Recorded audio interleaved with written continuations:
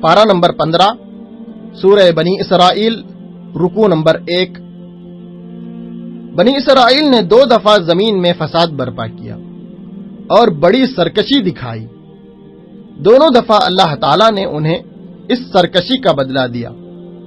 दोनों वक्त अल्लाह ने उन पर ऐसे मजबूत और जोर आवर हुक्मरान मुसल्लत किए जो उनके घरों में हर तरफ से घुस पड़े और उनके चेहरों को बिगाड़ दिया।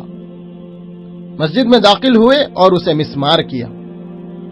जब बनी इसराइल ने पहली सरकशी के बाद अल्लाह से वापस रुजू किया तो अल्लाह ताला ने उन्हें फिर से गलबा दे दिया, माल और औलाद से मदद की और उनकी तादाद को पहले से बढ़ा दिया। फिर ये कुलिया भी बयान किया, अगर तुमने भलाई की तो तुम्हारे ही लिए भलाई है और बुराई की तो अपनी जात के लिए ही बुराई है। रुकू नंबर 2। इंसान शर इस तरह मांगता है जिस तरह खैर मांगना चाहिए। इंसान बड़ा ही जल्दबाज वाक़े हुआ है। जो कोई राह रास्त इख्तियार करे उसकी रास्त रवी उसके अपने ही लिए मुफीद है, और जो गुमराह हो तो उसकी गुमराही का वबाल उसी पर है। कोई बोझ उठाने वाला दूसरे का बोझ न उठाएगा।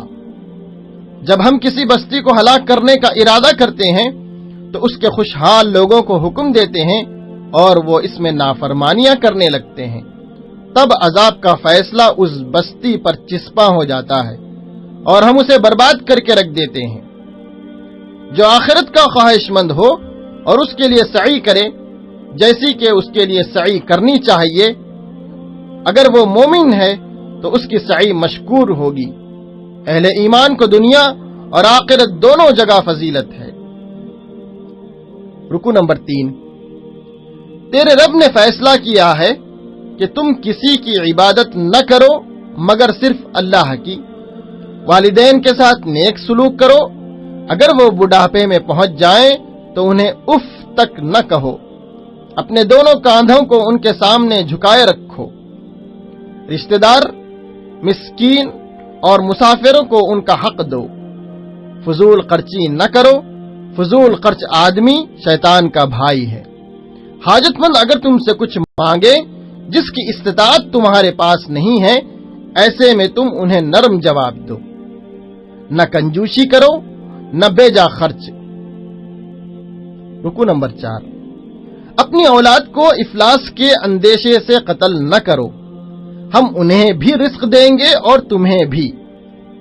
जिना बहुत बड़ा फेल है, उसके करीब भी ना जाओ। किसी आदमी का कत्ल न करो मगर हक के साथ। यतीम के माल के करीब भी ना जाओ यहां तक कि वो अपने शबाब को पहुंच जाए। अहद की पाबंदी करो। पैमाने से दो तो पूरा भर कर दो और तोलो तो ठीक तराजू से तोलो। किसी चीज की टोह में ना लगो जिसका इल्म तुम्हें नहीं है। जमीन में अकड़ कर न चलो, न तुम पहाड़ों की बुलंदी को पहुंच सकते हो न जमीन को फाड़ सकते हो। इन उमूर में से हर एक का बुरा पहलू तेरे रब के नजदीक नापसंदीदा है। रुकू नंबर 5। हमने इस कुरान में तरह तरह से लोगों को समझाया कि होश में आए। ऐ नबी सल्लल्लाहु अलैहि वसल्लम, उनसे कहो कि अगर अल्लाह के साथ दूसरे खुदा भी होते जैसा कि ये लोग कहते हैं तो वो मालिके अर्श के मुकाम को जरूर पहुंचने की कोशिश करते। अल्लाह पाक है उन बातों से जो ये लोग कह रहे हैं। सातों आसमान और जमीन और उनमें जो कुछ है उसकी पाकी और हमद के साथ उसकी तस्बीह कर रहे हैं। जब आप कुरान पढ़ते हैं तो हम आपके और मुनकिरीन आखिरत के दरमियान एक पर्दा हायल कर देते हैं। दिलों पर गिलाफ चढ़ा देते हैं कि वो कुछ नहीं समझते और कानों में गिरानी पैदा कर देते हैं। ये जालिम अल्लाह के रसूल को सहरज़दा करार देते हैं और फिर से उठाए जाने के मुनकिर हैं। उनसे कहो कि वो जिसने पहली दफा तुम्हें पैदा किया है वही तुम्हें फिर से जिंदा करेगा। रुकू नंबर 6। ऐ नबी सल्लल्लाहु अलैहि वसल्लम, मेरे मोमिन बंदों से कह दो कि जबान से वो बात निकाला करें जो बेहतरीन हो। दरअसल शैतान लोगों के दरमियान फसाद डलवाने की कोशिश करता है। उनसे कहो, पुकार कर देखो उन माबूदों को जिनको खुदा के सिवा तुम अपना कार साज समझते हो। वो किसी तकलीफ को न मिटा सकते हैं न बदल सकते हैं। जिन लोगों को ये लोग पुकारते हैं वो तो खुद अपने रब के हुजूर रसाई हासिल करने का वसीला तलाश कर रहे हैं ताकि उससे करीब हो जाएं और उसकी रहमत के उम्मीदवार और उसके अजाब से खाइफ हैं। वाक़ई मेराज और ज़क्कूम का दरख्त, इन दोनों को मुनकिरीन के लिए फितना बना दिया गया है। रुकू नंबर 7। इब्लीस ने तकब्बुर की वजह से आदम को सजदा न किया, फिर चैलेंज किया कि आदम की पूरी नस्ल की बीख कुनी कर डालूंगा। अल्लाह ने कहा, मेरे बंदों पर तुझे कोई इख्तिदार हासिल नहीं होगा। जब समंदर में मुसीबत आती है तो उसके सिवा दूसरे जिन जिन को तुम पुकारते हो वो सब गुम हो जाते हैं, मगर वो जब तुमको बचाकर खुशकी पर पहुंचा देता है तो तुम उससे मुंह मोड़ जाते हो। इंसान वाकई बड़ा नाशुक्रा है। क्या तुम इस बात से बिल्कुल बेखौफ हो कि खुदा तुमको खुशकी पर ही जमीन में धंसा दे, या तुम पर फतराव करने वाली आंधी भेज दे, या फिर किसी वक्त तुमको समंदर में ले जाए और तुम्हारी नाशुक्री के बदले तुम पर सख्त तूफानी हवा भेजकर तुम्हें गर्क कर दे। हमने बनी आदम को बुजुर्गी दी, उन्हें खुशकी और तरी में सवारियां अता की, पाक चीजें खाने को दी और अपनी बहुत सी मखलूकात पर नुमाया फौकियत बख्शी। रुकू नंबर 8। जो इस दुनिया में अंधा बनकर रहा वो आखिरत में भी अंधा ही रहेगा, बल्कि रास्ता पाने में अंधे से भी ज्यादा नाकाम। ऐ नबी सल्लल्लाहु अलैहि वसल्लम, ये लोग इस कोशिश में लगे हैं ताकि आपको फितने में डाल दें, ताकि आप हमारे नाम पर अपनी तरफ से कोई बात घड़ो। अगर आप ऐसा करते तो वो जरूर आपको अपना दोस्त बना लेते, लेकिन आप ऐसा करते तो हम आपको दुनिया में भी दोहरे अजाब का मजा चखाते और आखिरत में भी दोहरे अजाब का। अगर ये लोग आपको यहां से निकाल बाहर करें तो आपके बाद ये खुद भी यहां ज्यादा देर न ठहर सकेंगे। रुकू नंबर 9। नमाज कायम करो ज़वाल आफताब से लेकर रात के अंधेरे तक, और फजर के कुरान का भी एहतमाम करो, क्योंकि कुरान फजर को सुनने के लिए फरिश्ते आते हैं। रात को तहज्जुद पढ़ो, मुकाम महमूद हासिल होगा। दुआ करो, अल्लाह से जहां भी ले जा सच्चाई के साथ ले जा, और जहां से भी निकाल सच्चाई के साथ निकाल। हक आ गया है और बातिल मिट गया है, बातिल तो मिटने ही वाला है। कुरान शिफा और रहमत है मानने वालों के लिए, मगर यही कुरान जालिमों के खसारे में इजाफा करता है। इंसान को जब नेमत मिलती है तो ऐंठता है और पीठ मोड़ लेता है, और मुसीबत से दो चार होता है तो मायूस हो जाता है। रुकू नंबर 10। अगर इंसान और जिन सब मिलकर इस कुरान जैसी कोई चीज लाने की कोशिश करें तो नहीं ला सकेंगे, अगरचे वो सब एक दूसरे के मददगार ही क्यों ना हो। हमने कुरान में लोगों को तरह तरह से समझाया, मगर अक्सर लोग इनकार पर ही जमे रहे।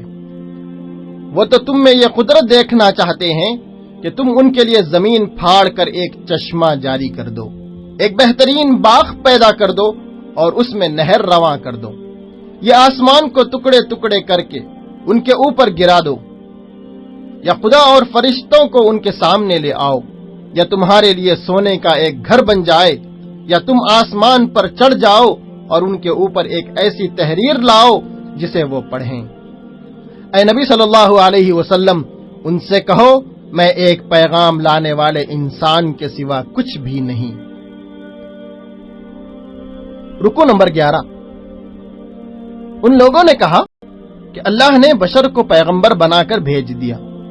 उनसे कहो, अगर जमीन में फरिश्ते चल फिर रहे होते तो हम जरूर आसमान से किसी फरिश्ते ही को उनके लिए पैगंबर बनाकर भेजते। जिसको अल्लाह ताला हिदायत दे वही हिदायत पाने वाले हैं, और जिसको वो गुमराह कर दे फिर ऐसों का कोई हामी व नासिर नहीं। उन लोगों को हम क़यामत के रोज औंधे मुंह खींच कर लाएंगे।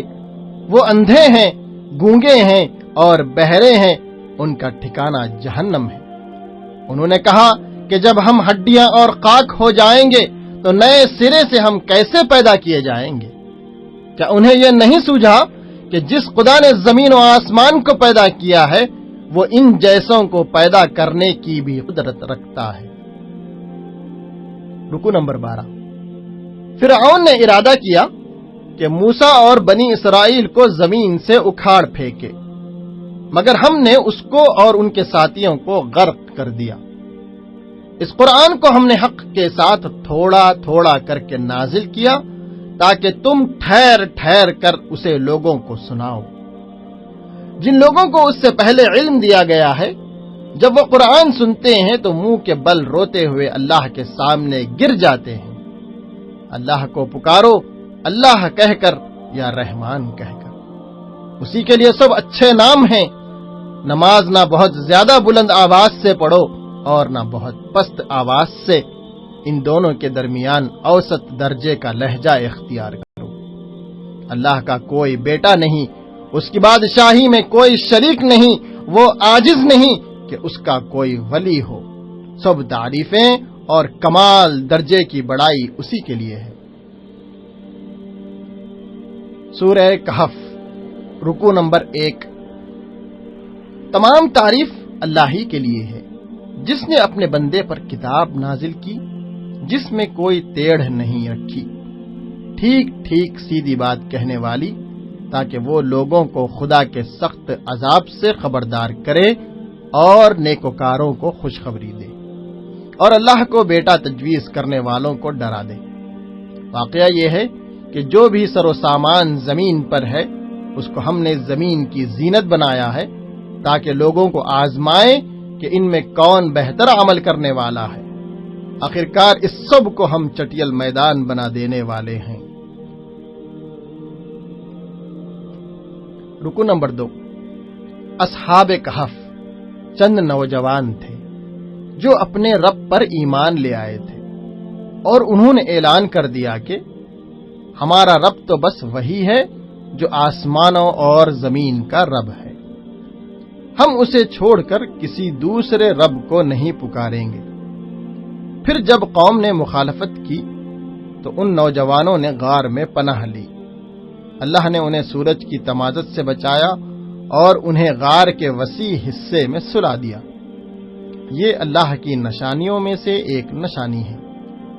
جس کو اللہ ہدایت دے وہی ہدایت پانے والا ہے، جسے اللہ بھٹکا دے اس کے لیے کوئی ولی و مرشد نہیں۔ رکوع نمبر 3۔ تم انہیں دیکھ کر سمجھتے کہ وہ جاگ رہے ہیں، حالانکہ وہ سو رہے تھے۔ ہم انہیں داہنے اور باہنے کروٹ دلواتے رہتے تھے، اور ان کا کتا غار کے دہانے پر ہاتھ کو پھیلائے بیٹھا تھا۔ اگر تم کہیں انہیں جھانک کر دیکھتے تو الٹے پاؤں بھاگ کھڑے ہوتے۔ اسی کرشمے میں سے اللہ تعالیٰ نے انہیں اٹھا بٹھایا۔ آپس میں انہوں نے پوچھا کتنی دیر سوتے رہے؟ انہوں نے کہا دن بھر یا اس سے کچھ کم۔ پھر انہوں نے اپنے میں سے ایک آدمی کو کچھ کھانا لانے کے لیے بستی بھیجا۔ اس طرح اللہ نے اہل شہر کو ان کے حال پر مطلع کیا۔ اس شہر کے صاحب امر لوگوں نے اصحاب کہف پر ایک عبادت گاہ بنانے کی تجویز رکھی۔ ان کی تعداد لوگوں کے لیے مشتبہ بنا دی گئی۔ رکوع نمبر 4۔ دیکھو کسی چیز کے بارے میں کبھی یہ نہ کہا کرو میں کل یہ کام کروں گا، الا یہ کہ انشاءاللہ کہو۔ اگر بھولے سے ایسی بات زبان سے نکل جائے تو فوراً اپنے رب کو یاد کرو۔ آسمانوں اور زمین کے سب پوشیدہ احوال اللہ ہی کو معلوم ہے، وہ دیکھنے والا، سننے والا اور خبرگیر ہے۔ تمہارے رب کی کتاب میں سے جو کچھ تم پر وحی کیا گیا ہے اسے جوں کا توں سناؤ۔ اگر کسی کی خاطر اس میں رد و بدل کرو گے تو اس سے بچ کر بھاگنے کے لیے کوئی جائے پناہ نہ پاؤ گے۔ صاف کہہ دو کہ یہ حق ہے تمہارے رب کی طرف سے۔ اب جس کا جی چاہے مانے، جس کا جی چاہے انکار کر دے۔ جو ظالم ہیں ان کے لیے آگ ہے اور پینے کے لیے لاوا۔ وہ لوگ جو ایمان لائیں اور نیک عمل کریں ان کے لیے جنتیں ہیں، بہترین اجر اور اعلیٰ درجے کی جائے قیام۔ رکو نمبر 5، اے نبی صلی اللہ علیہ وسلم ان کے سامنے ایک مثال پیش کرو۔ ایک شخص کو ہم نے انگور کے 2 باغ دیے جس میں کھجور بھی تھے اور کاشت کی زمین بھی۔ جب وہ باغ پھلے پھولے اور اسے خوب نفع حاصل ہوا، اسے پا کر وہ پڑوسی سے بولا کہ میں تجھ سے زیادہ مالدار ہوں۔ پھر جب وہ باغ میں داخل ہوا تو کہنے لگا میں نہیں سمجھتا کہ یہ دولت کبھی فنا ہو جائے گی اور مجھے توقع نہیں کہ قیامت کبھی آئے گی۔ پھر بھی اگر اللہ کے پاس جانا ہی پڑا تو اس سے شاندار جگہ پاؤں گا۔ اس کے پڑوسی نے کہا کہ تو اللہ سے کفر کیوں کرتا ہے؟ جب تو باغ میں داخل ہو رہا تھا تو یہ کیوں نہ کہا ماشاء اللہ لا قوت الا باللہ؟ اگر میں تجھ سے کمتر ہوں تو مجھے اللہ سے امید ہے کہ وہ مجھے تجھ سے بہتر بنا سکتا ہے۔ پھر آخرکار اس کا باغ تباہ و برباد ہو گیا، اب تو بس وہ پچھتانے لگا۔ رکو نمبر 6، حیات دنیا کی حقیقت اس کے سوا کیا ہے کہ جب آسمان سے پانی برسا تو زمین ہری بھری ہو گئی اور کل وہی نباتات بھس بن کر رہ گئیں۔ مال اور اولاد دنیاوی زندگی کی آرائش ہیں، باقی رہ جانے والی نیکیاں ہی تیرے رب کے نزدیک نتیجے کے لحاظ سے بہتر ہیں۔ آدمی کی فکر بس روز آخر کی ہونی چاہیے۔ مجرم لوگ اپنی کتاب زندگی کے اندراجات دیکھ کر کہیں گے کہ ہائے ہماری کمبختی، یہ کیسی کتاب ہے کہ ہماری کوئی چھوٹی بڑی حرکت ایسی نہیں رہی جو اس میں درج نہ ہو گئی ہو۔ رکو نمبر 7، شیطان نے آدم کو سجدہ نہ کیا اور اپنے رب کی اطاعت سے نکل گیا۔ اب کیا تم مجھے چھوڑ کر اس شیطان کو اور اس کے بچوں کو اپنا سرپرست بناتے ہو؟ میں نے آسمان و زمین کی تخلیق کے وقت ان کو نہیں بلایا تھا اور نہ ان کی اپنی تخلیق میں ان کو شریک کیا تھا۔ قیامت کے دن ان کا رب ان سے کہے گا کہ پکارو اب ان ہستیوں کو جنہیں تم میرا شریک بناتے تھے۔ یہ ان کو پکاریں گے مگر وہ ان کی مدد کو نہیں آئیں گے۔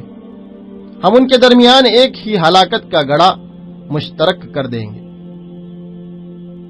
رکو نمبر 8، ہم نے اس قرآن میں لوگوں کو طرح طرح سے سمجھایا مگر انسان بڑا ہی جھگڑالو واقع ہوا ہے۔ رسولوں کو ہم اس کے سوا اور کسی غرض کے لیے نہیں بھیجتے کہ وہ بشارت اور تنبیہ کی خدمت انجام دیں۔ اس شخص سے بڑھ کر ظالم کون ہے جسے اس کے رب کی آیات سنا کر نصیحت کی جائے اور وہ اس سے منہ پھیرے اور اس بڑے انجام کو بھول جائے جس کا سر و سامہ اس نے اپنے لیے خود اپنے ہاتھوں کیا ہے۔ دراصل ہم نے ان کے دلوں پر غلاف چڑھا دیے ہیں جو انہیں قرآن کی بات سمجھنے نہیں دیتے۔ ان کے کانوں میں ہم نے گرانی پیدا کر دی ہے، وہ اس حالت میں کبھی ہدایت نہ پائیں گے۔ رکو نمبر 9، حضرت موسیٰ علیہ السلام دریا میں کشتی پر جا رہے تھے اور انہیں وہ جگہ کی تلاش تھی جہاں مچھلی دریا میں واپس چلی جائے۔ اللہ نے انہیں اس مقام پر غافل کر دیا، وہ بہت دور چل نکلے۔ پھر جب پتا چلا کہ مچھلی دریا میں جا چکی ہے تو وہ پھر واپس راستہ ڈھونڈتے ہوئے اسی مقام کو پا لیے جہاں ان کی ملاقات حضرت خضر سے ہوئی جنہیں اللہ نے خاص علم سے نوازا تھا۔ موسیٰ نے کہا کہ کیا میں آپ کے ساتھ رہ سکتا ہوں تاکہ مجھے بھی اس دانش کی تعلیم ملے جو آپ کو سکھائی گئی ہے۔ حضرت خضر کے یہ کہنے پر کہ تم میرے ساتھ صبر نہیں کر سکتے، حضرت موسیٰ نے کہا کہ انشاءاللہ آپ مجھے صابر پائیں گے۔ انہوں نے کہا اگر آپ میرے ساتھ چلتے ہیں تو مجھ سے کوئی بات نہ پوچھیں جب تک کہ میں خود اس کا آپ سے ذکر نہ کروں۔ رکو نمبر 10، جب وہ ساتھ چلے تو حضرت خضر نے ایک کشتی میں شگاف ڈال دیا۔ موسیٰ علیہ السلام نے کہا کہ آپ نے اس میں شگاف ڈال دیا تاکہ سب کشتی والوں کو ڈبو دیں؟ انہوں نے کہا میں نہ کہتا تھا کہ تم میرے ساتھ صبر نہیں کر سکتے۔ موسیٰ نے کہا کہ مجھ سے بھول چوک ہو گئی ہے۔ پھر آگے چلے تو انہوں نے ایک لڑکے کو قتل کیا۔ تو موسیٰ علیہ السلام نے کہا کہ آپ نے ایک بے گناہ کو قتل کیا۔